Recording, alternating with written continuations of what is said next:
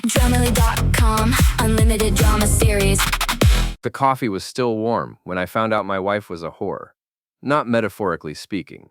Literally charging by the hour, with a business model that would make Harvard proud. I'm Ethan Price, 41 years old, and until this Tuesday morning in March, I thought I was married to a successful PR executive named Natalie.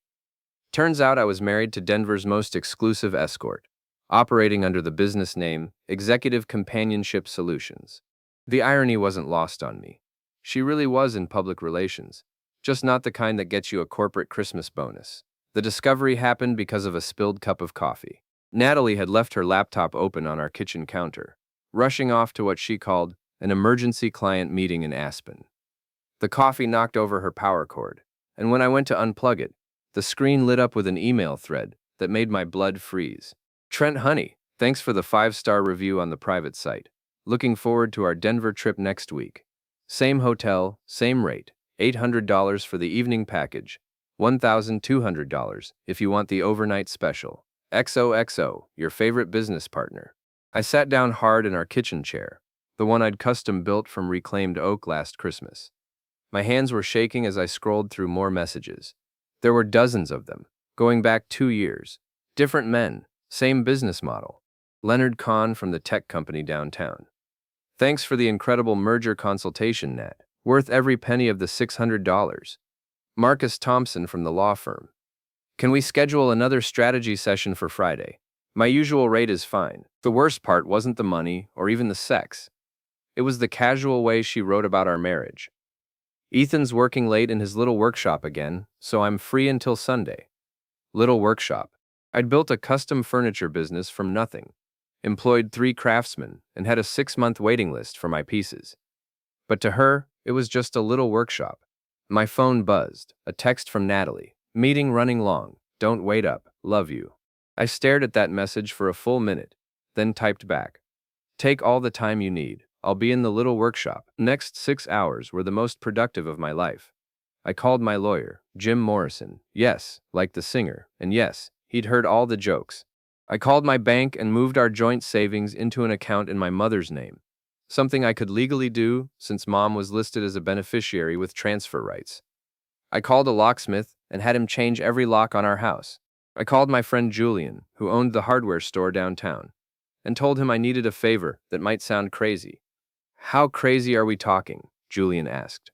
He was an ex-cop who'd seen enough crazy to fill a precinct, the kind where you help me rent out my house to a nice family while my wife is out of town, and we do it before she gets back from her business trip. Jesus, Ethan, what did you find? She's been running a side business, the kind that requires hourly rates and hotel rooms. There was a long pause. I'll be over in 20 minutes. Bring beer? Bring a truck. We're moving fast. By the time Natalie returned from her emergency client meeting on Thursday evening, the house had new locks, new tenants, a single mother named Lisa with 2 kids who needed a place immediately, and a for sale sign in the yard. I'd moved my essential belongings to a storage unit and booked a flight to Dubai, where I'd been offered a contract job building custom fixtures for a luxury hotel. It was a job I'd turned down 3 months earlier because Natalie said she needed me in Denver for her career transition. The note I left was taped to the front door. Congratulations on your promotion to full-time entrepreneur. The locks have changed, along with my professional opinion of your business model. Your personal items are in storage unit 247 on Colfax. The key is with Jim Morrison, attorney at law. He's expecting your call. And Dubai was a cover story. I never left Colorado. Instead, I spent the next 2 weeks in an extended stay hotel 15 minutes from our old neighborhood, watching my wife's world unravel with the methodical precision of a craftsman measuring twice and cutting once. Julian helped me set up what we called Operation Transparency, a completely legal surveillance operation that would make Natalie's secret business very, very public. The first crack appeared on Friday morning. I was parked across from Starbucks on 16th Street, wearing sunglasses and a Broncos cap, when Natalie met her friend Tessa for their weekly coffee date. Tessa was a real estate agent with a mouth bigger than her commission checks and a talent for spreading gossip like wildfire through dry timber. I can't believe he just disappeared like that, Natalie was saying, her voice carrying through the morning air. No discussion, no counseling, just locks and lawyers. Honey, men are fragile, Tessa replied, stirring her latte.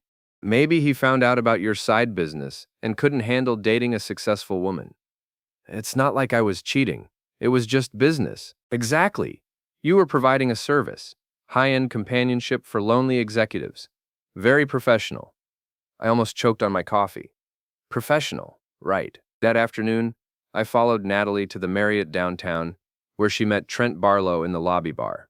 Trent was everything I wasn't: tall, expensive suit, silver hair that probably cost more to maintain than my monthly grocery budget. He drove a Porsche and wore a Rolex that caught the light every time he gestured, which was constantly. I positioned myself 3 tables away, ordered a club sandwich, and listened to them discuss what they called market expansion. The Denver client base is solid, Trent was saying, but we should consider Colorado Springs, more military contractors, bigger expense accounts. I don't know, Natalie replied. I like keeping things exclusive, quality over quantity. Your call, you're the talent. The talent. I took pictures with my phone, making sure to capture Trent's face and the briefcase he slid across the table to her. When they left together, heading for the elevator, I followed at a distance and watched the floor indicator stop at 12. Room 1247. I made a note. That evening, I called the hotel from a payphone. Yes, they still exist, and asked to be connected to room 1247. Trent answered on the second ring. Trent Barlow speaking. Mr. Barlow, this is hotel security. We've had reports of noise complaints from your floor. Is everything all right in your room? Everything's fine, just a business meeting. Of course, sir. Thank you for your time. I hung up and smiled. A business meeting that lasted 3 hours in a hotel room.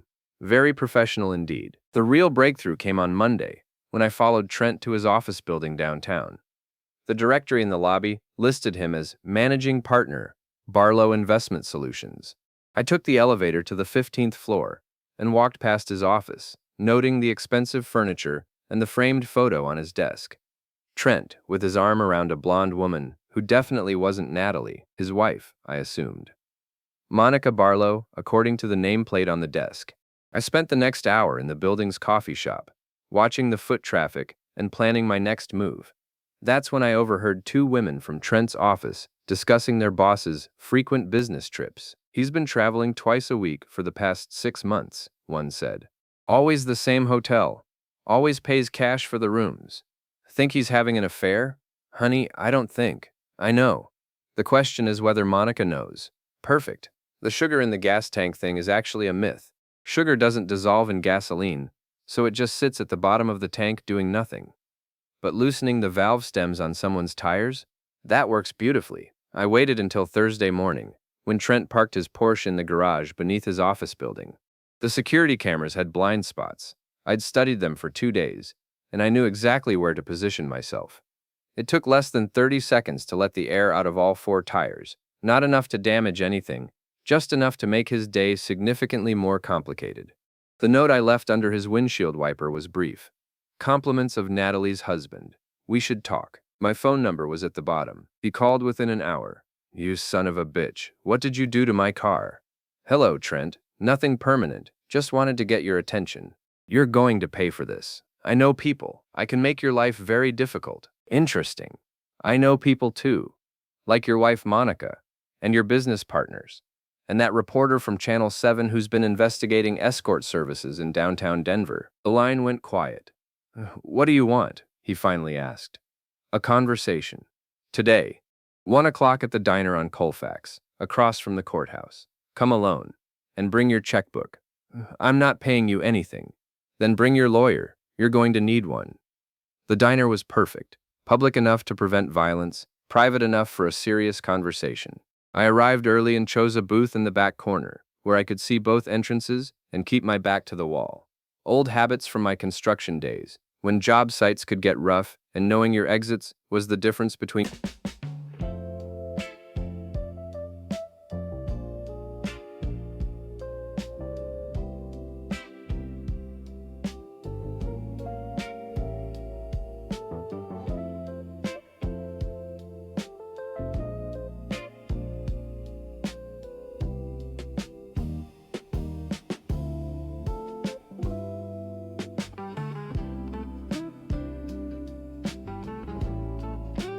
going home with a paycheck and going home with a broken nose. Trent arrived 10 minutes late, still wearing his expensive suit but looking significantly less confident than he had at the hotel. His silver hair was mussed, probably from dealing with the tow truck, and his Rolex seemed to catch less light. "You look stressed," I said as he slid into the booth across from me. "Rough day? Cut the crap. What do you want?" "Information. How long have you been paying my wife for sex?" "It's not like that." "Really? Because I have emails, bank records, and hotel receipts that suggest otherwise." His face went pale. "You're bluffing." I pulled out my phone and showed him a screenshot of one of Natalie's emails. His eyes widened as he read his own words back to himself. "Where did you get this?" She left her laptop open. Very unprofessional for someone in the service industry. "Look, this doesn't have to get ugly. We can work something out." "You're right. It doesn't have to get ugly. It can get absolutely devastating instead." I leaned forward, keeping my voice conversational, but letting the steel show through. "Here's what's going to happen, Trent. You're going to stop seeing my wife. You're going to stop paying my wife. And you're going to help me make sure she finds a new line of work. And if I don't, then Monica gets copies of every email, every receipt, and every hotel record. Your business partners get a detailed report about how you've been using company funds for personal entertainment. And that reporter from Channel 7 gets the story of a lifetime about Denver's high-end escort network." He was sweating now, despite the diner's air conditioning. "You're talking about destroying my life." "No, I'm talking about revealing your life. There's a difference." "What about Natalie? This will destroy her too." "Natalie made her choice when she decided to turn our marriage into a business expense. Now she gets to live with the consequences." Trent stared at his coffee cup for a long minute, then looked up at me with something that might have been respect. "You know, I underestimated you. Natalie always talked about you like you were some kind of simple craftsman who didn't understand the real world. The real world is full of people who think they're smarter than everyone else, right up until someone proves them wrong. I build things for a living, Trent. I understand structure, foundation, and what happens when you put too much weight on something that wasn't designed to carry it. And you think my relationship with Natalie is structurally unsound? I think your relationship with Natalie is about to collapse completely, and you can either step out of the way or get crushed when it falls." He nodded slowly, pulled out his phone, and deleted something from his contacts while I watched. "Consider me stepped out of the way." "Smart man. One more thing. I want the names of her other clients." "I can't do that." "Then you can explain to Monica why you're about to become the lead story on the evening news." He sighed, pulled out a business card, and wrote 3 names on the back. "These are the only ones I know about. Leonard Kahn, Marcus Thompson, and some guy named David Chen from the mayor's office." Perfect. The beauty of small communities, even in a city as large as Denver, is that everyone knows everyone else's business. The challenge is making sure the right information reaches the right people at exactly the right time. Fortunately, I had Tessa. Tessa Martinez was Natalie's best friend, biggest supporter, and unwittingly, her greatest weakness. She was also the kind of person who couldn't keep a secret if her real estate license depended on it. All I had to do was make sure she overheard the right conversation. I called Julian and asked him to meet me for lunch at the restaurant next to Tessa's real estate office. We sat at a table by the window, ordered sandwiches, and waited for Tessa to walk by on her way back from showing houses. "There she is," Julian said, nodding toward the sidewalk. "You sure about this?" "Absolutely. Start talking." Julian raised his voice just enough to carry through the open window. "So this woman was running an escort service right under her husband's nose?" "Not just any escort service," I replied, matching his volume. "High-end stuff. $800 a night. Exclusive clientele. The husband found out because she left her laptop open with all the client emails." "Jesus, what kind of clients?" "Investment guys, lawyers, politicians. One of them was that Trent Barlow character, who drives the white Porsche. Another was someone from the mayor's office." Tessa had stopped walking and was pretending to check her phone, but I could see her ears practically twitching. "The husband just disappeared," Julian continued. "Changed the locks, rented out the house, left town, left her completely high and dry. Can't blame him. Finding out your wife is charging by the hour would mess with anyone's head. The crazy part is, she thought it was just business, like she was providing some kind of professional service." Tessa was now openly eavesdropping, her phone forgotten in her hand. "What happened to the clients?" "Word is getting out. The investment guy's wife found out, filed for divorce. The politician is probably updating his resume. The whole thing's about to blow up." Sounds like everyone involved is about to have a very bad week. Tessa hurried away, already dialing her phone. I gave her a 10-minute head start, then called Natalie's number. Ethan, thank God. Where have you been? I've been trying to reach you for days. In Dubai, working. You know, that little workshop thing I do. Don't be like that. We need to talk. I'm listening. Tessa called me with some crazy story about rumors going around town. People are saying terrible things about me. What kind of things? You know what kind of things. About my business relationships. Your business relationships. Is that what we're calling them? There was a long pause. How much do you know? I know about Trent. I know about Leonard. I know about Marcus and David. I know about the hotel rooms and the hourly rates and the business expenses. Ethan, I can explain. I'm sure you can. You're very good at explanations. Very professional. It wasn't personal. It was never personal. You're right. It was business. And now business is bad. What do you mean? I mean Trent's wife knows. Leonard's partners know. Marcus's law firm knows. And by tomorrow morning, everyone else will know too. You bastard. You did this. I didn't do anything, Natalie. I just stopped protecting you from the consequences of your choice. Second Instagram, 47 posts, all of her. You built her a shrine. You posted her on my birthday. Watch more on Grammarly.com. This will destroy me. You destroyed yourself. I'm just making sure everyone gets to see the results. I hung up and ordered another coffee. Phase 2 was complete. The break-in happened on a Tuesday night, 3 weeks after my conversation with Trent. I was expecting it. I'd moved back into the house after Lisa and her kids found a permanent place, a nice duplex closer to the kids' school. The locks were still changed, the security system was upgraded, and I'd installed cameras that would make a casino jealous. When you build custom furniture for wealthy clients, you learn a lot about home security systems. The motion sensors picked them up at 11:47 p.m. 3 figures moving across the backyard toward my workshop, which was connected to the house by a covered walkway. I recognized Trent immediately. Even in dark clothes, his expensive posture was unmistakable. The second figure was bulkier, probably muscle hired for the occasion. The third was smaller, nervous, probably Leonard Kahn, based on the way he kept checking his phone. I was ready for them. The workshop had been my fortress for 15 years. I knew every board, every joint, every electrical connection. More importantly, I'd spent the last week preparing for exactly this scenario. Motion-activated lights, security cameras with night vision, and a sound system that could wake the dead. They jimmied the back door, poorly, like amateurs, and stepped into what they probably thought was a simple woodworking shop. Instead, they walked into a trap that would have made Kevin McAllister proud. The lights hit them first, industrial-strength LEDs that turned night into day and left them blinking and cursing.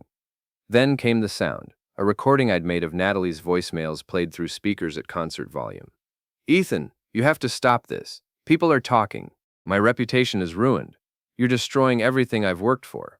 Jesus Christ, I heard Leonard shout over the noise. What is this? It's a recording, Trent yelled back. He's messing with us. That's when I activated the locks. The workshop had 3 exits. The door they'd entered through, a side door that led to the driveway, and a front door that opened onto the walkway to the house. All 3 were now secured with electronic deadbolts that could only be opened from my control panel in the house. Gentlemen, I said through the intercom system, welcome to Price Custom Furniture.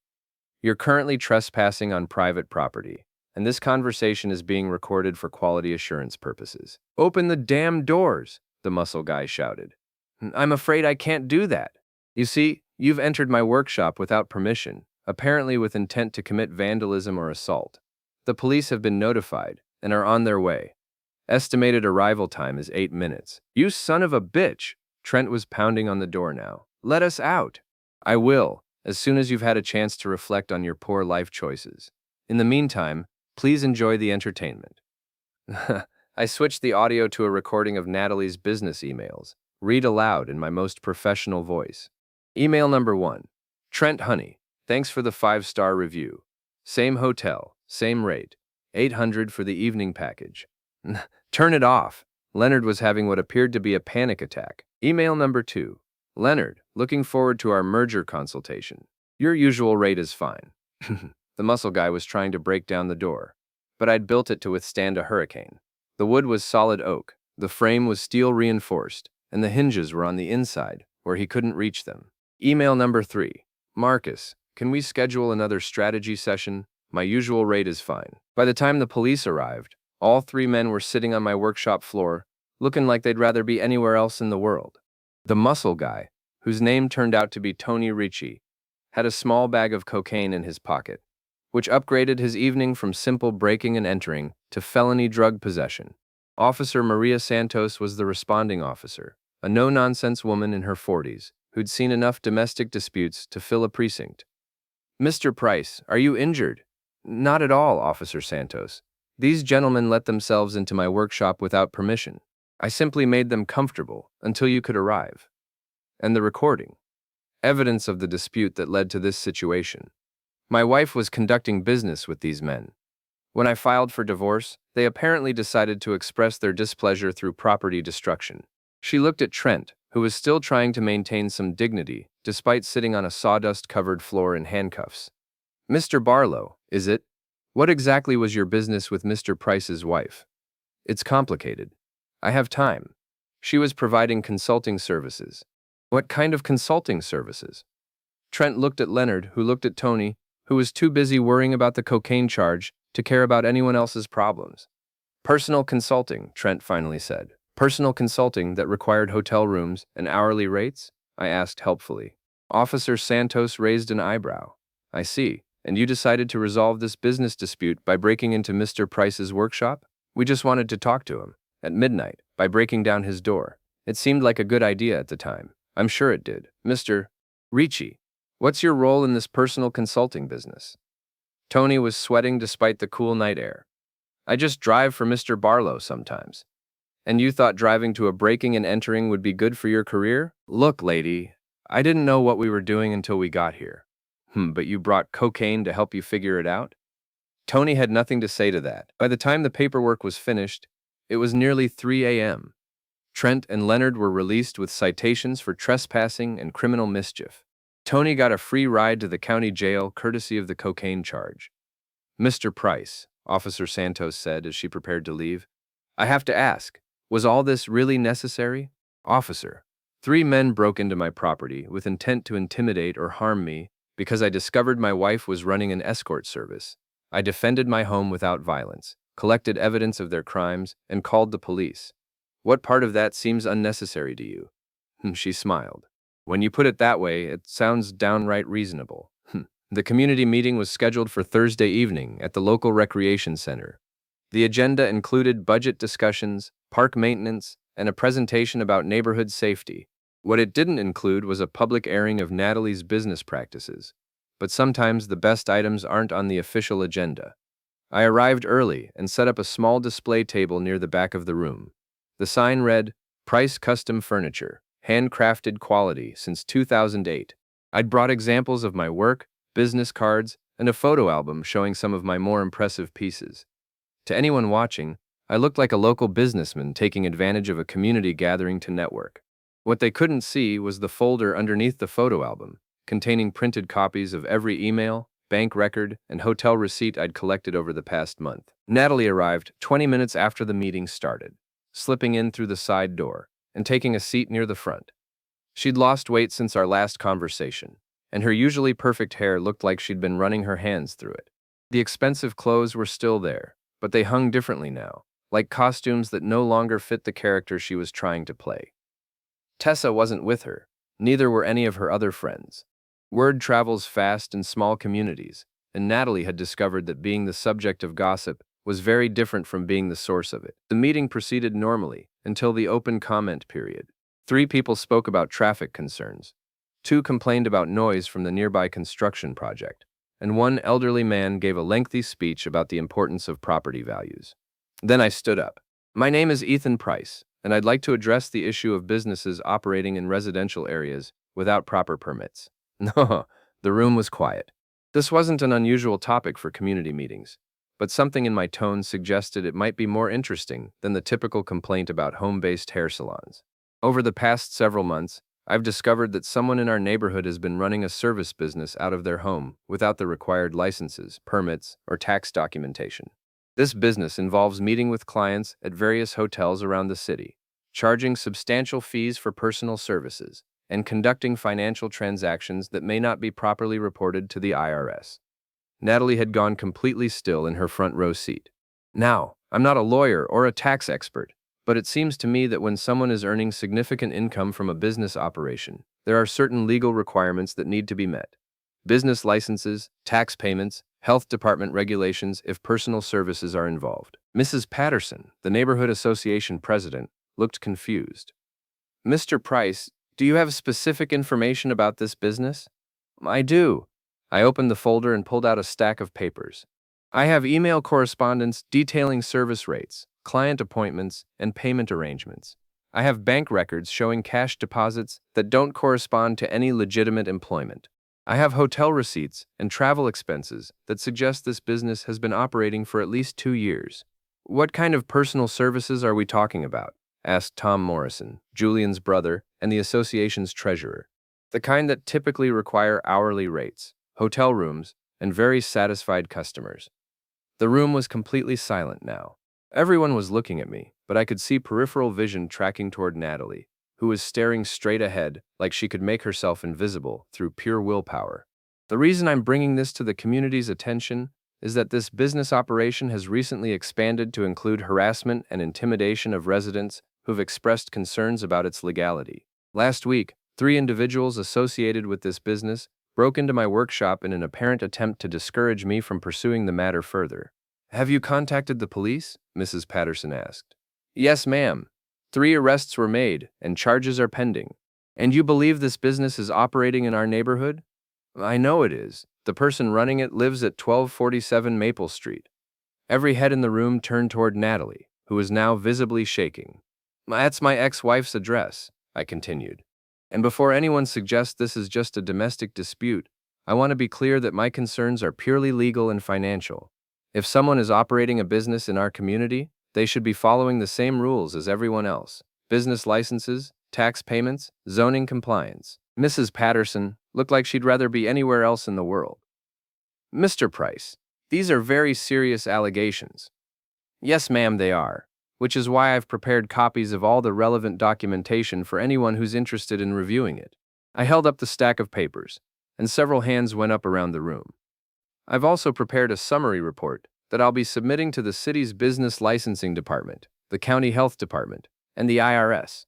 Because if we're going to have businesses operating in our neighborhood, they should be legitimate businesses that contribute to the community instead of exploiting it. Natalie finally stood up, her face flushed with anger and embarrassment. You bastard, she said, her voice carrying clearly through the silent room. You vindictive, petty bastard. Ma'am, Mrs. Patterson said, please maintain decorum. Decorum? He's destroying my life over a divorce settlement. Actually, I said calmly, I'm not asking for anything in the divorce. You can keep whatever assets you've earned through your business activities. I just think the community has a right to know what kind of business is operating in their neighborhood. It's not what you think, really, because I think you've been charging men for sex and calling it consulting. If I'm wrong, I'm sure your business records will clear that up when the IRS reviews them. She was crying now, mascara running down her cheeks. You know what this will do to me. I know what you did to our marriage, and to Trent's marriage, and to Leonard's business partnerships. Actions have consequences, Natalie. You taught me that. She looked around the room at the faces staring back at her, neighbors who'd known her for years, people she'd chatted with at block parties and community events. The silence was absolute. I hate you, she whispered. I know, but you'll get over it. You're very adaptable. She walked out of the room without another word, her heels clicking on the linoleum floor like a countdown timer reaching 0. Mrs. Patterson cleared her throat. Well, are there any other items for discussion tonight? The meeting ended 15 minutes later, but the real business was just beginning. I spent the next hour answering questions, handing out copies of documents, and providing contact information for the various government agencies that might be interested in Natalie's business practices. Julian found me in the parking lot as I was loading my display table into my truck. You know she'll probably leave town, he said. Probably. Trent already has, his office building says he's taking an extended leave of absence. Leonard's law firm is conducting an internal review of his client relationships. Tony's looking at 18 months for the cocaine possession. And you're okay with all this? I thought about that for a moment, Looking back at the rec center where a few people were still clustered in small groups, no doubt discussing the evening's entertainment. Julian, for 2 years my wife was selling herself to other men and using our home as her base of operations. She lied to me, cheated on me, and exposed me to legal and financial liability without my knowledge or consent. When I found out and filed for divorce, her clients tried to intimidate me through breaking and entering. So you destroyed her life? No, I revealed her life. There's a difference. He nodded slowly. What happens now? Now I go back to building furniture. The Dubai contract is real, by the way. I just delayed the start date. I leave next month.